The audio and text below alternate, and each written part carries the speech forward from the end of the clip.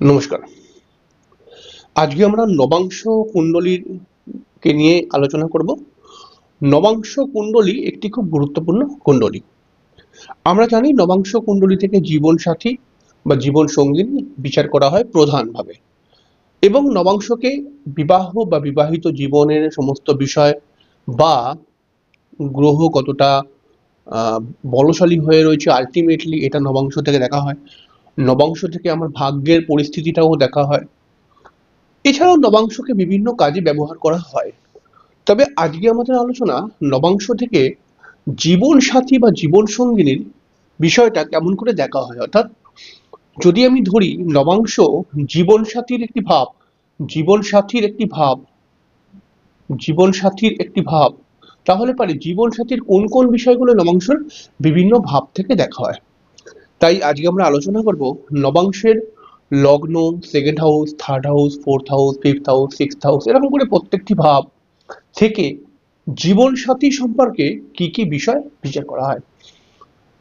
আমরা জানি যে নবাংশ একটি লগ্ন কুণ্ডলীর পরিপূরক ভাব, এবং শাস্ত্রে প্রায় প্রত্যেকটি বই বা শাস্ত্রকারীরা বলেছেন যে নবাংশের প্রাধান্য কিন্তু সর্বাধিক। আমরা 16টি বর্গকুণ্ডলী দেখতে পাই, কিন্তু তার মধ্যে নবাংশ বিশেষ গুরুত্বপূর্ণ একটি কুণ্ডলী।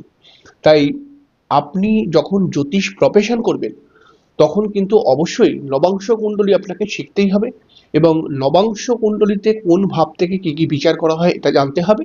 তাহলে আপনার হিসাবটা অনেকটা সুবিধা হয়ে যাবে। দেখুন, আমি তো বললাম প্রথমেই যে নবাংশ থেকে বিবাহ বা জীবন সঙ্গিনী বা পার্টনার বিচার করা হয়, নবাংশ থেকে গ্রহের বলবত্তা বিচার করা হয়, নবাংশ থেকে ভাগ্যের পরিস্থিতি বিচার করা হয়। আমি তিনটি ধাপেতেই বলবো, অর্থাৎ আজকে একটি ভিডিওর মধ্যে হয়তো হবে না, পরপর তিনটি ভিডিও করে আমি বলবো যে নবাংশ থেকে কিভাবে জীবন সাথী সম্পর্কে বিচার করা হয়, নবাংশ থেকে কিভাবে ভাগ্য দেখা হয়, আর নবাংশ থেকে কিভাবে গ্রহের বলবত্তা দেখা হয়। তো আজকে আমরা আলোচনা করব নবাংশ থেকে জীবন সাথীর কোন কোন বিষয়গুলো বিচার করা হয় নবাংশের বিভিন্ন ভাব থেকে। তো প্রথমেই একটি কথা আমরা বলে নেব যে সর্বদা খেয়াল রাখতে হবে একটি ভাব পীড়িত হয় কিভাবে। সবসময় এইটা কিন্তু মাথায় রাখবেন, ভাবের মধ্যে যদি কোনো নিজ গ্রহ থাকে, ভাবের মধ্যে যদি নিজ গ্রহের দৃষ্টি থাকে, ভাব যদি পাপ কর্তালিতে থাকে, মানে ভাবের ধরুন একটা দশম ভাব, এর এই দিকেও একটি পাপক গ্রহ আর এই দিকেও একটি পাপক গ্রহ, তাহলে পাপ কর্তারি হয়ে যাচ্ছে। ভাবপতি অর্থাৎ এই ভাবটার মালিক যদি জন্মছকে নিচস্থ থাকে, আর ভাবের মালিক বা ভাবের মালিক যদি অশুভ গ্রহের সঙ্গে থাকে, বা ভাবের ওপর যদি অশুভ গ্রহের দৃষ্টি থাকে, বা ভাবের মধ্যে যদি অশুভ গ্রহ থাকে, তাহলে একটি ভাব পীড়িত হয়ে যায়। তবে হ্যাঁ, এই পয়েন্টগুলোকে অবশ্যই লিখে রাখবেন। এই পয়েন্টগুলোর মধ্যে যদি দুটো পয়েন্ট মিলে যায়, দুটো পয়েন্ট, তাহলে মনে রাখবেন একটি ভাব পীড়িত হয়ে গেছে। তাহলে আমরা পজিটিভও দেখবো এরকম ভাবে, পজিটিভ আমি লাস্টে বলছি কিভাবে একটি ভাব ভালো রয়েছে, তো সেটাও দেখার একটি নিয়ম রয়েছে। তো নবাংশের প্রত্যেকটি ভাব থেকে কোন কোন বিষয় বিচার করা হয় এটা আগে আমাদের বুঝে নিতে হবে। প্রথম আমরা নবাংশের লগ্নকে দেখব। নবাংশের লগ্ন থেকে নবাংশের লগ্ন থেকে যদি লগ্নটা বলশালী হয়ে থাকে, ভালো হয়ে থাকে, তাহলে নবাংশের লগ্ন থেকে আমরা জীবন সাথীর চরিত্র ভালো পাবো। জীবন সাথীর চরিত্র বিচার করা হয় আসলে লগ্ন থেকে, নবাংশের লগ্ন থেকে, এবং লগ্নটা যদি ভালো হয় নবাংশের, তাহলে জীবন সাথীর চরিত্র ভালো, আচার বিচার ভালো হবে, জীবন সাথী পরিশ্রম করার ক্ষমতা রাখবে, এবং জীবন সাথীর রূপ রং ভালো হবে যদি নবাংশের লগ্নটা ভালো থাকে। এবার নবাংশের দ্বিতীয় ঘর থেকে আমরা দেখব আমার জীবন সাথী বা আমি যার সঙ্গে বিয়ে করব তার মুখের বাক্য কেমন ধরনের হবে, তার সঙ্গে সঙ্গে আমি কি বিবাহ সূত্রে কোনো অর্থ প্রাপ্তি হবে কিনা আমার, কেন আমিটা উচ্চ রয়েছে, হ্যাঁ, আমি বা আমার, এটা কিন্তু উজ্জ্ব আছে, কারণ এটা হচ্ছে আমার ছকের নবাংশ কুণ্ডলী, আমার ছকের D9 চার্ট, ঠিক আছে। তাই আমিটা কিন্তু সব জায়গায় আছে। তাহলে আমি কোনো অর্থ প্রাপ্তি করতে পারবো কিনা বিবাহ সূত্রে, এবং তার সঙ্গে সঙ্গে আমার পরিবারের সঙ্গে আমার স্ত্রী বা আমার পার্টনারের সম্পর্ক কেমন থাকবে, এটা দ্বিতীয় ঘর বলবে। তৃতীয় ঘর থেকে আমরা দেখব নবাংশের থার্ড হাউস, এই নবাংশের থার্ড হাউস থেকে দেখব কি, নবাংশের তৃতীয় ভাব থেকে দেখব যে আমার জীবনে বিভিন্ন সমস্যা আসতে পারে, সেই সমস্যাগুলোকে ঠিক করার জন্য আমার স্ত্রী বা আমার হাজবেন্ড কতটা উৎসাহ প্রকাশ করবে, অর্থাৎ কতটা সে উদ্গ্রীব থাকবে সমস্যাগুলোকে কাটাবার জন্য। অর্থাৎ সমস্যা আসতেই পারে, সেই সমস্যাকে রিকভার করার জন্য সে কতটা উদ্গ্রীব থাকবে, এটা আমি বিচার করব। এছাড়াও বিচার করব আমার জীবন সাথীর ব্যবহার কেমন ধরনের হবে, এটা আমি কিন্তু নবাংশের তৃতীয় ঘর থেকে বিচার করব। নবাংশের চতুর্থ ঘর যদি বলি, নবাংশের ফোর্থ হাউস থেকে, এই ফোর্থ হাউসটা নবাংশের কিন্তু খুব গুরুত্বপূর্ণ। এখান থেকে বিচার করা হবে আমি আমার পার্টনারের সাথে, সে একটা মহিলা হলে পারে তার হাজবেন্ড, বা একটা পুরুষ হলে পারে তার স্ত্রী, মানে আমি আমার পার্টনারের সঙ্গে থেকে কতটা সুখী হব, এই নবাংশের ফোর্থ হাউস বলবে। কেমন করে বলবে? যদি ফোর্থ হাউস ভালো থাকে, যদি ফোর্থ হাউসের উপর শুভ গ্রহের দৃষ্টি থাকে, তাহলে আমি আমার পার্টনারের সঙ্গে সুখী থাকবো। এবং আমার পরিবারের সাথে, মানে আমার বাড়ির পরিবার, আগে যে সেকেন্ড হাউস বলেছিলাম সেটা হচ্ছে আমার আত্মীয় পরিজন, আর এখন যে পরিবারটা বলছি ফোর্থ হাউস, এটা হচ্ছে আমার বাড়িতে যারা যারা রয়েছেন, বাবা মা, বা আমার ভাই বা আমার বোন বা আমার দাদু বা ঠাকমা, এই যে আমার পরিবার, এই পরিবারের সাথে আমার জীবন সাথীর কতটা মিল হবে, এটা বিচার করব।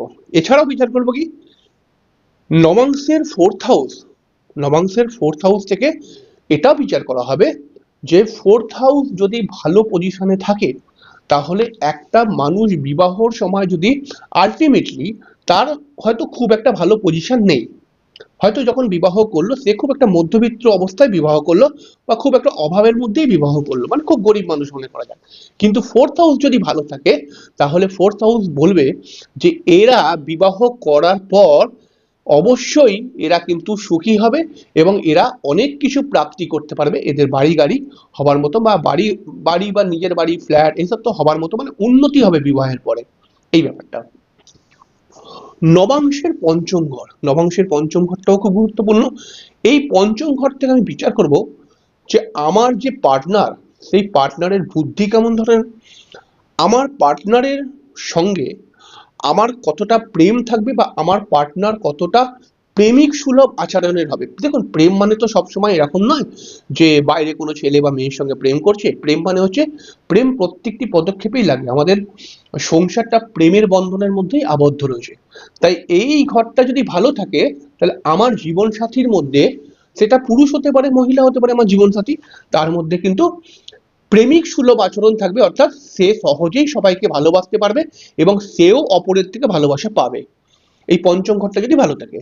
এছাড়াও পঞ্চম ঘরটি যদি মহিলাদের ক্ষেত্রে ভালো থাকে, তাহলে পরে এটা ইন্ডিকেশন দেয় যে আমার জীবনসাথী সন্তান ধারণ করার জন্য কতটা উপযুক্ত। এছাড়াও এই পঞ্চম ঘর যদি ভালো থাকে, তাহলে পরে এটা ইন্ডিকেশন দেবে আমার জীবনসাথী বা আমার জীবন সঙ্গিনী কতটা ভগবানের প্রতি আস্থাবান, এই ব্যাপারটা কিন্তু পঞ্চম ঘর থেকে দেখব। এবার দেখুন ষষ্ঠ ঘর, নবাংশের সিক্সথ হাউস। নবাংশের সিক্সথ হাউস থেকে আমরা কি দেখব, নবাংশের ষষ্ঠ ঘর বলবে বিবাহের পর, বিবাহের পর বিবাহিত জীবনে ঝগড়া, অশান্তি, লড়াই এটা আসবে কিনা।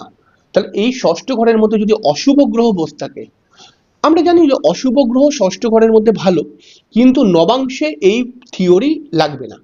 নবাংশের মধ্যে কিন্তু একটি থিওরি লাগবে, নবাংশের ষষ্ঠ ঘরে ভালো যদি গ্রহ থাকে, শুভ গ্রহের দৃষ্টি থাকে, নবাংশের এই ষষ্ঠ ঘরটি শুভ কর্তরী, যেমন আমরা পাপ কর্তরী মানে একটি ভাবের দুটো দিকে পাপক গ্রহ, তেমনই একটি ভাবের দুটি দিকে যদি শুভ গ্রহ থাকে, তাহলে এটা শুভ কর্তরী, মানে বিভিন্ন শুভ অবস্থায় থাকে, তাহলে আমার বিবাহের পরে আমার ওয়াইফ বা হাজবেন্ডের সঙ্গে ঝগড়া ঝামেলা হবে না। আর যদি এখানে অশুভ গ্রহ থাকে নবাংশের ষষ্ঠ ঘরে, ষষ্ঠ ঘরে অশুভ গ্রহ ভালো ফল দেয়, এটা আমরা D1 চার্টে এই সূত্র অ্যাপ্লাই করব, নবাংশে নয়। নবাংশের ষষ্ঠ ঘরে যদি অশুভ গ্রহ থাকে, তাহলে কিন্তু সেই গ্রহটা আমার বিবাহিত জীবনে, মানে আমার হাজবেন্ড বা ওয়াইফের সাথে বারবার ঝগড়া অশান্তি করিয়ে দেবে। নবাংশের সপ্তম ভাব, নবাংশের সেভেন্থ হাউস, এটাও খুব গুরুত্বপূর্ণ ভাব। নবাংশের সপ্তম ভাব থেকে আমি দেখব যে বিবাহিত জীবনের জন্য, বিবাহিত জীবন আমরা দেখব বিবাহিত জীবনের জন্য নয়, বিবাহিত জীবনটা আলটিমেটলি আমার কেমন থাকবে, এটা মানে একদম, যেহেতু এটা নবাংশের সপ্তম ঘর, বিবাহিত জীবনটা আমার কেমন থাকবে। আর আমার জন্মছকের নবাংশ দেখছি যেহেতু, তাহলে আমি কি কোনো বিবাহের পরে শারীরিক সমস্যায় পড়তে পারি, আমার কি কোনো অসুবিধা হবে, এই ব্যাপারটা দেখব।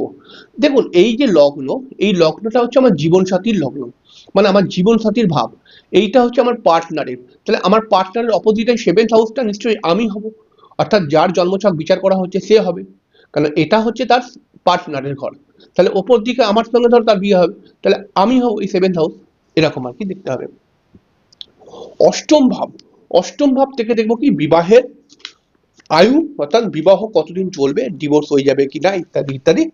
এছাড়াও আমার পার্টনার কি কোনো দুর্ঘটনায় পড়তে পারে, তার কি বড় কোনো শারীরিক সমস্যা হতে পারে, তার কি কোনো বড় রোগ ব্যাধি আসতে পারে, তার কি জীবনে কোনো বড় লস ক্রিয়েট হতে পারে, এটা অষ্টম ঘর থেকে দেখবো, মানে আমার পার্টনার এরকম হতে পারে কিনা। এবার নবম ঘর থেকে, নবম ঘর থেকে আমরা কি দেখবো, জীবন সাথী মানে আমার পার্টনার কতটা কতটা আধ্যাত্মিক মেন্টালিটি, এখান থেকেও দেখবা এখান থেকেও দেখবো, পঞ্চম থেকেও আধ্যাত্মিক মেন্টালিটি দেখা যায়, নবম থেকেও দেখা যায়, দুটো যদি হয় তাহলে খুবই আধ্যাত্মিক মেন্টালিটি হবে। তাহলে আমার জীবনসাথী কতটা আধ্যাত্মিক মেন্টালিটির, আমার জীবনসাথী ভাগ্য আলটিমেটলি কেমন, আমার জীবনসাথীর হায়ার এডুকেশন হবে কিনা, এই সব বিষয়গুলো এই নাইন্থ হাউস থেকে দেখবো। দশম ঘর থেকে দেখবো আমার জীবনসাথীর কর্মের পরিস্থিতি, দশম ঘর থেকে দেখবো আমার জীবনসাথী কোনো ব্যবসার সঙ্গে যুক্ত হবে না তিনি কর্ম করবেন, আমার জীবনসাথী কত সম্মানীয় মানুষ হবে, এটা টেন্থ হাউস থেকে দেখবো, ঠিক আছে। একাদশ ঘর থেকে দেখবো যে আমার জীবনসাথী, আমার পার্টনার জীবনে কতটা সফল হবে, আমার পার্টনার আমার পার্টনার অল্পতে কি সন্তুষ্ট হবে, এই ব্যাপারটাও আমি দেখবো ইলেভেন্থ হাউস থেকে, অর্থাৎ আমার পার্টনার জীবনে কতটা সফল হবে এটা দেখবো, আর আমার পার্টনার কি অল্পতে সন্তুষ্ট হবে, এই ব্যাপারটা দেখবো আমি একাদশ ঘর থেকে। অনেক ছেলেদের মনে প্রশ্ন থাকে যে দেখুন আমাদের তো ঘরের অবস্থা খুব বেশি ভালো নয়, আমরা একটা একটা একটা একটা একটা একটা এতে ইনকাম করি, বিশাল যে ইনকাম তা তো নয়, আমার জীবনসাথীকে আমি যে বিশাল কিছু করে দিতে পারবো তা নয়, অবশ্যই দুটো খাওয়াতে পারবো, তো আমার জীবনসাথীকে অল্পতে খুশি হবে না তার অনেক চাই চাই মানে খিদে থাকবে, তো এরকম যদি থাকে তাহলে তো অবশ্যই ঝামেলা হবে। তাহলে এই যে প্রশ্নটার উত্তর আমি কিন্তু এই একাদশ ঘর থেকে নবাংশের ইলেভেন্থ হাউস থেকে পেয়ে যাব। আর নবাংশের যে দ্বাদশ ঘর টুয়েলথ হাউস, এই টুয়েলথ হাউস থেকে কি বলবে, আমার জীবনসাথীর খরচের হাত কতটা, আমার জীবনসাথীর মানে ফিজিক্যাল রিলেশন অর্থাৎ শারীরিক সুখ কতটা প্রাপ্তি করতে পারবে, বিবাহের পর এই এই ঘরটা যদি খারাপ থাকে তাহলে বিবাহের পরে কিন্তু স্বামী স্ত্রীর মধ্যে সেক্সুয়াল প্রবলেম আসে। এছাড়াও আমার জীবনসাথী কোনো জটিল রোগে পড়বে কিনা এই 12 নম্বর ঘরটা থেকে দেখবো। এইরকম করে নবাংশের জীবনসাথীর বিষয়টা দেখা হয়।